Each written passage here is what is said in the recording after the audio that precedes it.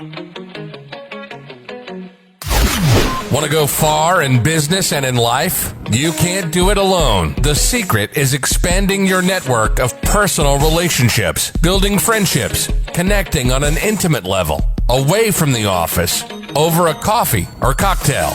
Welcome to All In with Nate Payo, the show that asks what happens when you go all in and leverage the power of your network of personal relationships. Hello, welcome to the All In podcast. I'm your host, Nate Payo. Today, I'm joined with Albert Salpetrier. He is from the Compass Real Estate Group, the In Group, out of Miami, Florida, and he's also the host of Miami Unlocked. That is correct. Podcast. Yeah. First off, thanks for coming on to the show. Thank you for having me. We talk on this show a lot about networking and making connections and see where life takes us. And I think this is a perfect example with it. Is I had posted recently on LinkedIn just saying, hey, I'm looking for some people maybe in the startup space or in the fitness space, and they want to talk about what that looks like post COVID-19. And I was introduced from one of my connections to Albert, and he's like, hey, let's get on I'll get on your show. And, a couple hours later, here we are, we're doing it. So I think that just is a testament to where networking can take you and how quickly you can be introduced to people all over the country. So welcome. Thanks for coming on. Thank you for having me. Thank you. It's truly great to be here. Yeah. And I completely agree with, it's funny how things work, but if you are looking for a certain kind of result and, you're putting in the work and you have the awareness, such as utilizing, being resourceful, utilizing LinkedIn, utilizing networking events, then you somehow get connected to the right people for your industry or whatever it is you're trying to do. So thank you for having me here. It's awesome. No problem. I think, you're in real estate and you came up through, I guess, New York real estate, which is, what is that, like the holy grail of being a realtor. But it's such an industry that is based on connections, who to get the best listings, who to get your clients to the best listings. And it constantly has to be worked. And a lot of people think networking's out there meeting people, shaking hands, and collect as many business cards as possible. But I think that's not really the real story. The real story is it's getting out there and making deep, meaningful relationships that take time to build. And over time, you really never know who's going to be that person that makes a difference in your life. So you have to constantly be reaching out to people, constantly connecting with people, and constantly trying to make introductions within your network to keep it going. So you got a well-versed background to do that. And I think those skills probably translate really well to doing your own podcast as well. So that brings me to the topic that brought us together is, what's your take on what things look like after COVID-19 and social distancing ends? Are we going back to business as usual? Well, with COVID on our hands right now, we don't even know when this is going to really be over. They're giving us predictions month by month. It's changing. We really don't know when we're going to be out of this. However, what I can say is that there is still business being done. There are people still making purchases. There are plenty of people renting. I think my wife told me earlier, just in the month of April, there were over 3,000 rentals, which is huge. Versus the amount of sales that closed, which I believe were about 1,900, if not 2,000. So that's about a third more in rentals than in sales. So huge spike, not to mention there were over 7,000 rentals available, active on the market for the month of April, which is huge spike up from usual. Mm-hmm. So in terms of the real estate business, things are still moving along. However, it's not as aggressive as before. Prior to this whole COVID-19 situation, it was a seller's market. And by that, sellers were really not budging from what they were asking for. Not much, at least within $5,000 to $10,000 increments. You may have a shot, but especially when you're talking about the $500,000 mark, when you're going up to $1 million, your increments may increase maybe 25 to 50 grand, but they really were not budging off their prices, and it was making it very, very competitive, especially when you had interest rates very, very low at that time. So you had a lot of people applying for mortgages, a lot of people trying to get in, and sellers were really taking best and highest, and a lot of them were getting above ask, actually. And now it's a buyer's market, I would say. And sellers, depending on where they're sitting, are willing to take much less than what they were originally planned for. I mean, look at 35 Indian Creek, listed for 25 originally, then got lowered to 21.95, and I'm talking million, and closed just a few weeks ago for 17. Then you got purchases in Coral Gables happening for 49 million. Then you got Pharrell buying a house also in Gables Estates as well for 30 million. So, I mean, it's to say that it's not a good time to do business is relative. I think it really depends on what segment of the market you lie in as a purchaser, and also as a service professional when it comes to being a realtor or a broker in the real estate industry. Your network and who you work with is also very important. How aggressive your buyers were, if you were working with any, being knowledgeable and consulting your sellers accurately on the market, and trying to convince them, hey, look, listen, it's not time to be stubborn right now. It's really a good time for you to really take a look at what you're getting as far as if any offers are coming through the table, and really deciding, hey, look, listen, am I going to wait another 3 to 6 months to get what I want? If I'm even potentially going to get what I want, that's a possibility. Or am I just going to get out now so I can just move along with my life? So one of the things that I've been around a lot of is my background is in residential building and I guess new construction, new home sales. And a lot of builders started, or they have had these 3D virtual tours for a while, but it was always a secondary tool. And now they become the primary tool to get people to see what a unit looks like, to see what a house looks like. And I think some of that's translating over to the resale market too, is you can't have an open house. You can't get a ton of traffic to come in through the door. But you're also talking about some really high upper end properties. How has using virtual tours been adopted in the resale market, and how is that different from like say your average median house for sale house going on the market, and you're expecting traffic to come in to find your buyer, whereas in a high end luxury real estate market, your traffic's going to be a lot lower, but people might be able to swing visiting the property because there's not going to be a ton of people going in and looking at it, and you're not going to be compromising social distancing guidelines. How are people adopting that in the high end market? I think in the high end market, it becomes more about how long has that person been looking to get new inspired buyers at this moment within the last 3 months. I think is dire unless they're really eyeing the property that's like absolutely perfect for them, and they're able to get it at a significant discount or to get it at a price that they're willing to pay. But aside from that, I think it really just has been about people that were looking before, and they had their eyes on a property, and they were probably just waiting to see if that seller was going to be willing to fold at some point, and now they're striking at the right opportunity. I think a lot of high ends are going to be looking in terms of the buyers during virtual tours. I mean, it's a tough call to make such a significant purchase with just a 3D experience. I think like any buyer, any product, they just want something that's tangible. Unless they know they're going to be buying it for investment purposes and the numbers are a no-brainer in terms of the profit margins that they're going to be making. Entering into that project to get end users, as we would say, which are people that we utilize as primary residences. 3D just gives them a more intimate feel of the space, which just it allows that listing to captivate their attention for a lot longer. You understand? It almost gives them more of it's a deeper commitment as opposed to I just like those pictures, right? So it just like brings them into a certain degree higher than just a regular fancy, just 2D picture. I think the 3D Matterport is huge right now, And for people who are potentially considering, or they are considering buying and they want to look at stuff, the Manaport has been huge for them because it allows them to literally be in the space without being there.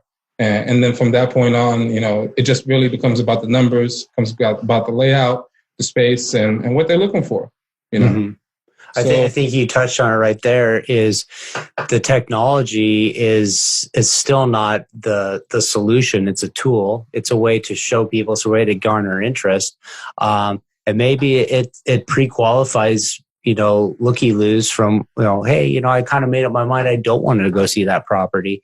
So you're going to get your traffic numbers maybe become less, but your ratios of people that have shown interest or serious buyers becomes higher because, okay, I'm not going to go waste my time looking at properties I have zero interest in.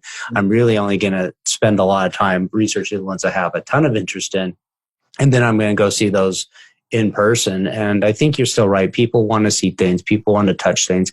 I don't see that changing a whole lot differently after people, go away. But I think, companies might want to adopt those tools to help, remote buyers or people that are looking to relocate. Hey, let's get a feel for what we're looking at first. And it's going to save realtors at time. You don't have to go show 10, 20 properties. You go show 3 or 4 and narrow the choices down. So everybody's able to do their work a little bit more efficiently. The buyer's able to find their house a little quicker or a little less headache, but you're still going to want to tie it in first. So, and I want people to understand something. I want people to understand that there's different levels to this industry. Your first year realtor is not going to do the same as your 5th year realtor. There's no escalator to this game. Even if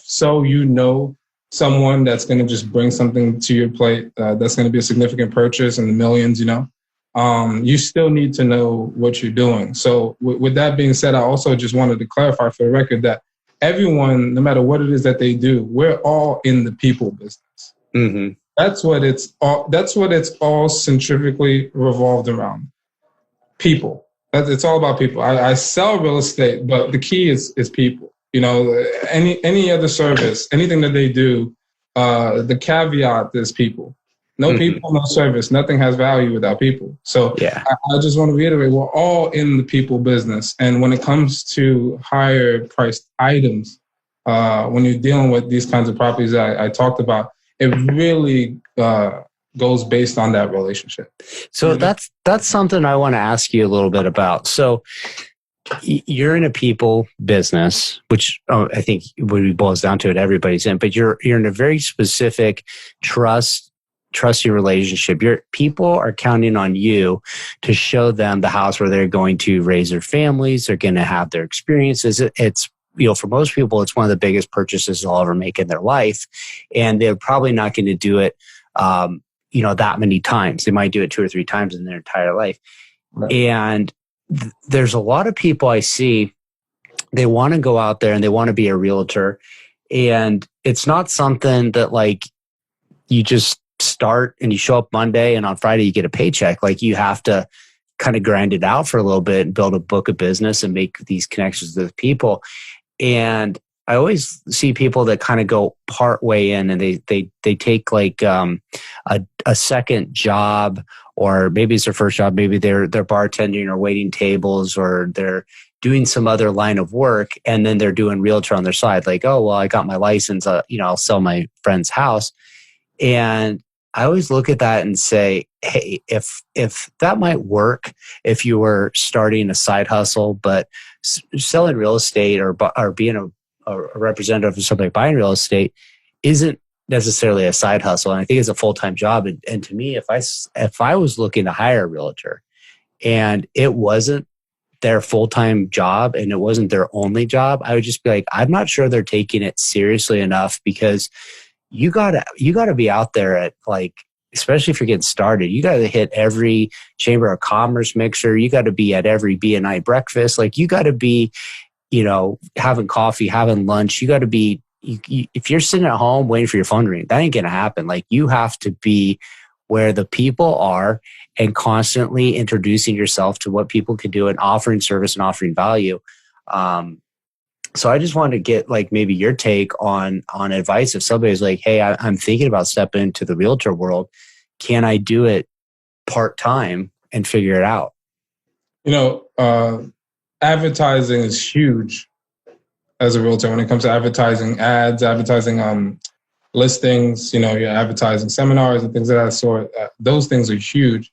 Like starting as a realtor in New York was a real, it was a quick learning experience if you wanted to stick in it, Mm-hmm. I mean, literally only 2%, I believe, no, 20% of realtors stay in the business, 80% quit.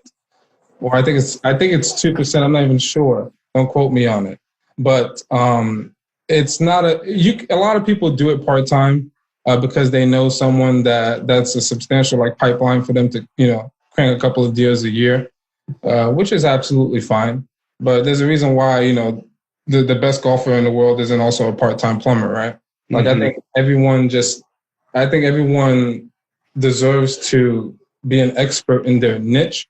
Because I think there's a lot of other realtors who do it on a full-time basis who'd be able to service that client better, being more on top of the transaction, even finding ways where they can save them money or be a better negotiator, because this is something that they come across all the time. They see contracts all the time.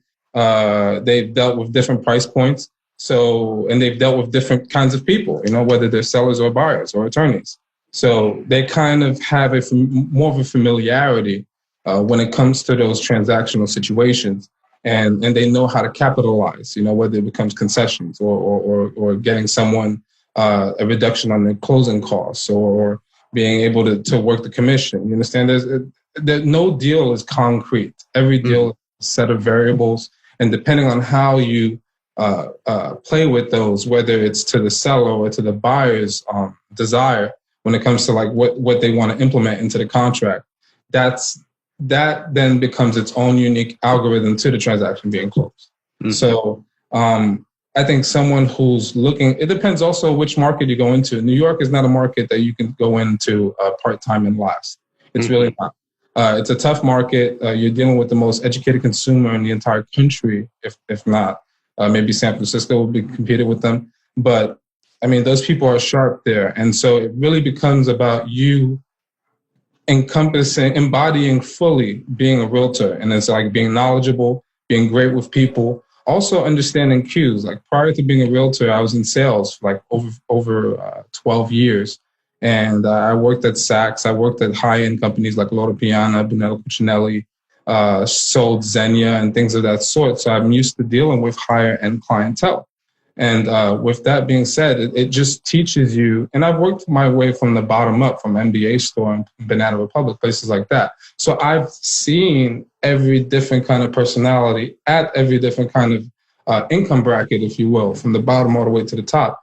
And when you have over 10 to 12 years of that kind of experience, you tend to recognize certain cues, and you tend to also understand how to behave with someone who is approaching you in a consumer transaction, whether it's selling clothes or you're selling them real estate or you're selling them jewels or you're selling them a watch, right?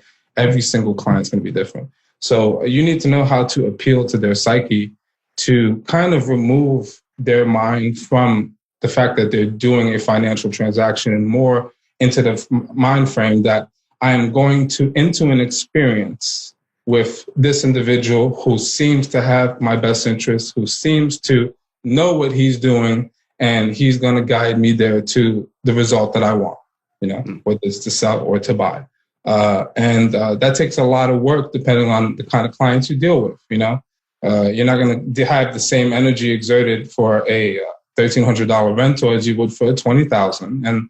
And it just goes up from there, So it's all about approach and how much you embody that profession and how sharp you want to be, what potential you want to reach within that business. And that's going to dictate what level you're going to be able to reach. And if you're consistent, eventually you'll get to a cruise control where that's the kind of clients that you're going to have on the regular. And I say, sky's the limit for anyone. Yeah. I've noticed that, like in my neighborhood, there's like two or three realtors that, if their sign goes in the front yard, that house is going to sell for asking price or above. 2, it's going to sell quickly. And 3, the transaction is going to close, and another sign is not going to come up on that person's house. But then I notice other people use lesser known people, and I don't know where they find them, but they show up. They put them up, and I'm like, okay, they're up there, and 2 or 3 months later, like the sign comes down, they put somebody else's sign up because the contract expired, they could get sold. And I'm always just thinking, the people that you see around all over the place, it's not by accident that they sell at the premium price, that they sell quickly, that they close. They have a huge network of people, but they're also, I think, very connected in the community. And that's something that goes a long way with if you, hey, I want to move into this neighborhood. You're not just selling the house, but you're selling the neighborhood. You're selling the people that live there, and you're selling who the neighbors are. You're selling the schools. You're selling the restaurants. You're selling the grocery store. You're even selling the dry cleaner. Yeah. And that kind of leads me to this other observation with how realtors tend to use social media. It seems to be a lot of, here's a house, here's the pictures, here's the description of what the property is. And I've thought, like, hey, if I was in the realtor business, I would just, find my niche of where my market was, and I'd get it really narrowed down to a few neighborhoods, and I'd just become the supreme expert in that. Like, and I would be talking about, like, hey, here's a great house for sale in this neighborhood I represent, but also I'd be like, hey, this is the local barista at the coffee shop, and this is, who you would meet and who you'd interact with. And I just really spotlight a lot of the people that you're going to interact on a day-to-day basis within the community, and kind of you're selling the whole community. Like, hey, I really like this community. I start researching it, and I see this realtor popping up talking about all the stuff going on, and they seem really connected, and I kind of want to reach out to them and find out. And then, like, it all just kind of builds on this idea of, like, hey, I'm the expert. I know everybody in the neighborhood, and I'm the go-to person you want to go to and trust to move into this neighborhood. Have you seen realtors execute a better social media strategy than others versus just posting pictures of the properties or listing? So, great question. There's actually a guy, his name is Kevin Crutchfield. He sells a lot of high-end, especially in like Fort Lauderdale. And he has a great social media page. But one thing I can guarantee you is that no one is looking at social media and they go, I want to buy that house. I don't think that that's where you're going to get your $1 million buyers. I don't even think that's where you're going to get your $500,000 buyers. I think that social media serves as an extension, just like this podcast does, just like my videos do, for exposure. It kind of just shows that as a business or whatever theme you're going by, like you're full-fledged and you have all your corners covered, right? I mean, it's a great point of view to have it on your social media because it gives you a different sense. Like, it gives you just general pictures on the property, maybe different angles and things of that sort.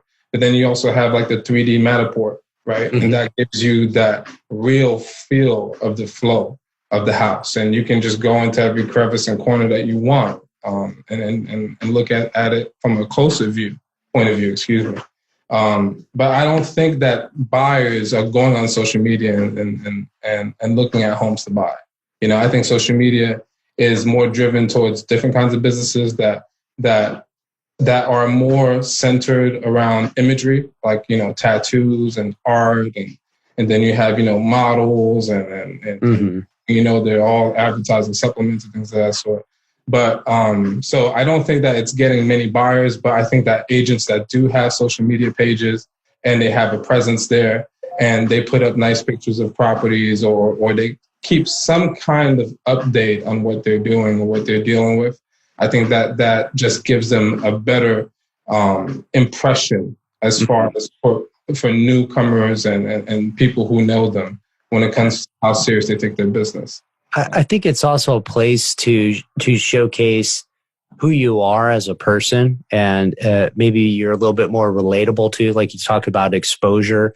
you have a shared commonality about something. If you have similar interests as somebody, you might be like, oh, now I feel like I'm more connected to this person that I'm chatting with about representing me in a real estate transaction. And you're building that trust, and you're able to talk. Usually trust is built because you like people, and the conversation flows smoothly, and you just, hey, they kind of get me, I kind of get them. And that's by letting your guard down a little bit and having something that's relatable and in common with each other. And that is a starting point for a relationship to build. You're like, hey, I trust this person. They got a lot of similar interests. We get along real well. Let's do it.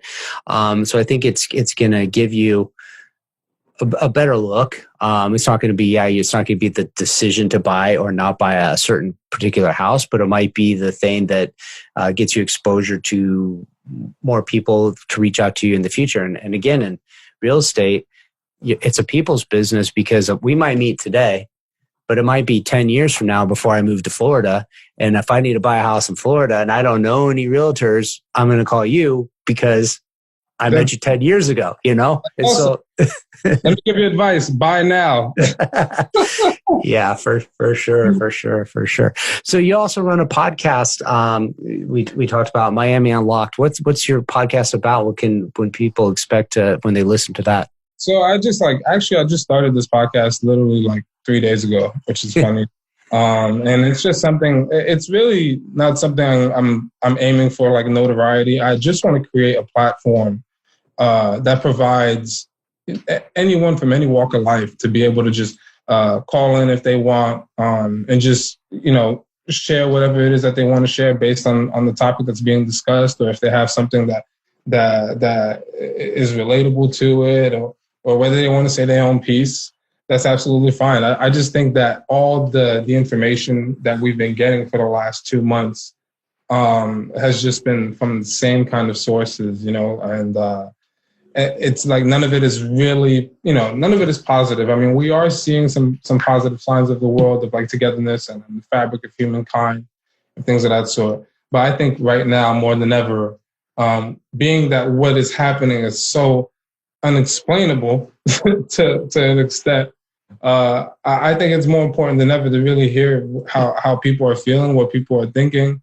They say that everything's going to be different after this. And I mean, I want to know what people have to say based on this time that we're going through right now. I think that a lot of people are just kind of waiting it out. I mean, I have 2 kids here. I have my wife and my dad visiting me from Brazil. And it was a certain kind of time in the beginning. It was like, okay, this is weird, this is funky. And then, 4 weeks go by and then it's okay. All right. And now we're in week 7 now. And now, you're really starting to see, somewhat of a loss of patience a little bit. I still know a lot of people. I have a lot of family in New York. So I talk to them all the time. And people up there are losing their patience. Imagine, like, I'm here in Miami, Florida. I have a backyard and stuff, so I can go outside, breathe some fresh air, sit in the sun, barbecue if I want. Up there, they're just like stuck in an apartment. They can't go outside unless you have a terrace or a balcony. You're not coming out. So, and it's a ghost town by 8 p.m. over there, which is super unusual. I mean, not a pin drop in terms of That's crazy. But you're right. Like, what I like about the podcast format is everywhere else, everything's so fast paced. Nobody has the time to watch anything longer than a few seconds. If your video is 2 minutes, nobody's going to watch it and get to know you. But a podcast, at least, I think people want to sit in, they want to listen. They know that it's going to be a little bit longer than a few minutes. They can listen to a bit now and a bit later. I mean, definitely they're not commuting as much as they probably were in the past, which was a good place for a podcast. But you're able to have a more in-depth conversation, a more real conversation with people. And the other cool thing I found about it is I've met people all over the world, Australia to Europe to, people in Florida, people in New York, Pennsylvania, all just because of getting on a show and saying, hey, I have a podcast. I want to talk to cool people. I want to hear their stories.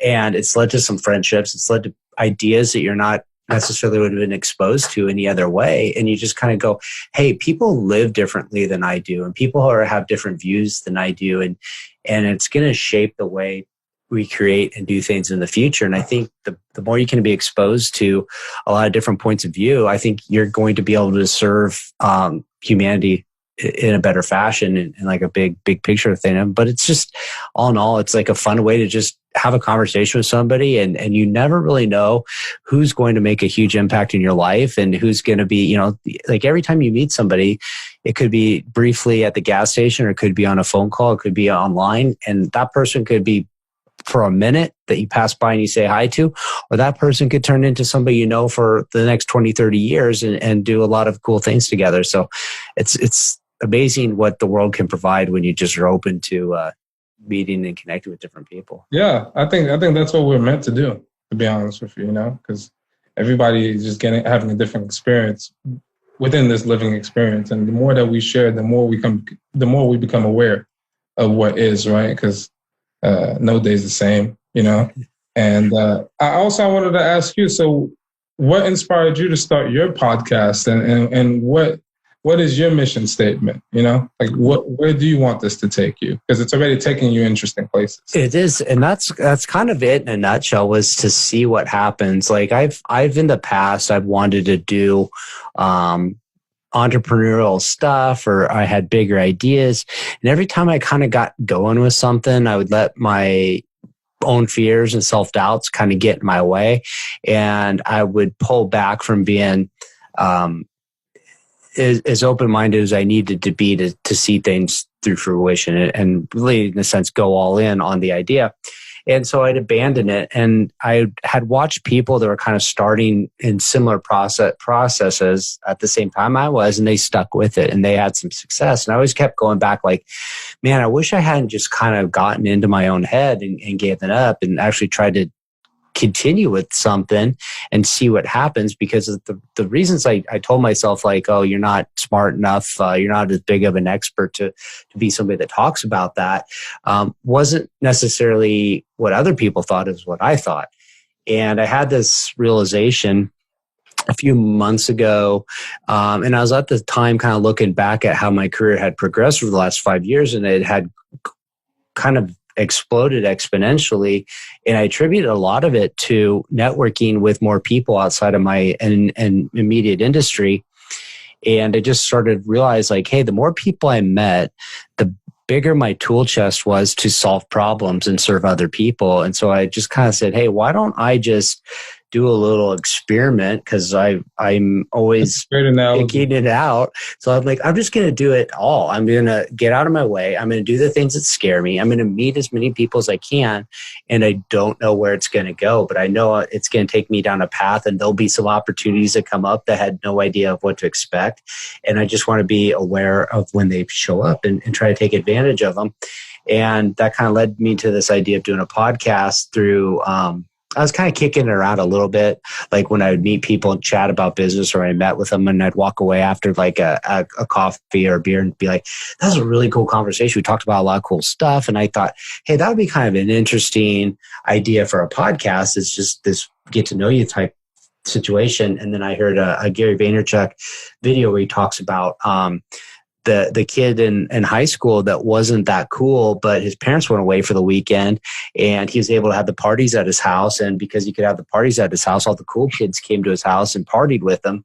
And by default, he became cool. And that's really what a podcast is. It kind of allows you to connect with people you wouldn't necessarily have had the chance to under other circumstances. And it allows you, I think, to also reach out to people that maybe you don't feel you have the clout to meet under other circumstances. Like if you saw somebody, he just said, hey, let's get on a phone call. And they're like a big shot in the industry that you're trying to get involved with. They might not take your phone call, but if you're like, hey, I got a podcast, you want to come in and talk on it? They're like, yeah, sure, let's come and talk. And now all of a sudden you're having a conversation with somebody that you might not have been able to take your phone call to begin with. So that was where it kind of sold me on it, was just, it's a way to cast a little bit bigger net. It's a way to meet people. It's a way to also help people come to you instead of not you always trying to go to them. Makes maybe your life a little easier to meet more people. And then the end of it is like, hey, I'm meeting really cool people that have interesting stories. Now I'm able to connect them to people within my network. Maybe it's a personal introduction from you to somebody else I know, but it's also like I'm introducing you to the people that are interested in me. And hopefully that leads to some other people coming your way and they're able to support you in what you do too. So that's kind of been my mission there. That's amazing. And I think that's very inspiring for people who are looking to find a way to do their own thing, whether it's in business or anything else. The thing about it is, I think based on just, everyone, like I said, everyone's living experience is different, but I think everyone shares that commonality where when it comes to, our own ideas or our own, there's something that we feel we need to do, right? And, trying to do that, especially if it's different from the norm, I think we just always encounter that natural resistance, right? Because it's just like, it's just something completely different than what you're used to, than what you've done, and then the people around you do as well. And I think that people need to hear it more often, where you need to be resilient and persistent, for whatever it is you're looking to do. Even if you don't have a clue about what you are doing, okay? As long as you can do the things that you can control to the best of your ability, whether it comes to be ready and willing to learn, presenting yourself well when it comes to hygiene and well dressed and clean shape. When it comes to the kind of information you're surrounding yourself with, like everything is within our control. And I think that we are just always our worst enemy because of, that upbringing of just, it depends on your parents too, and where you were raised. But I think that just a lot of people, they struggle to stick with an idea that comes within themselves because they just always kind of give up. The whole key is not giving up. As long as you don't give up, you're gonna make it happen, because human beings are made to do amazing things, right? And I think that it's good also to remind people who are looking for a way, which I think a lot of people are, especially right now, trying to figure out what's the next step, the next move. And I know that it's kind of like a very like downtime for us as humanity. But at every moment there lies opportunity, So, it's funny because before, I remember I was hustling, bustling like crazy, going to firefighter school at night, doing real estate during the day, picking up my kids, taking them to school, doing all that stuff. And it was like nonstop. And all I was wishing for sometimes was like, man, I wish I could have like a whole straight week off and stuff like that. And, like, I just wish things would slow down. And it's so funny now I'm on the other side of that spectrum. Everything has completely slowed down.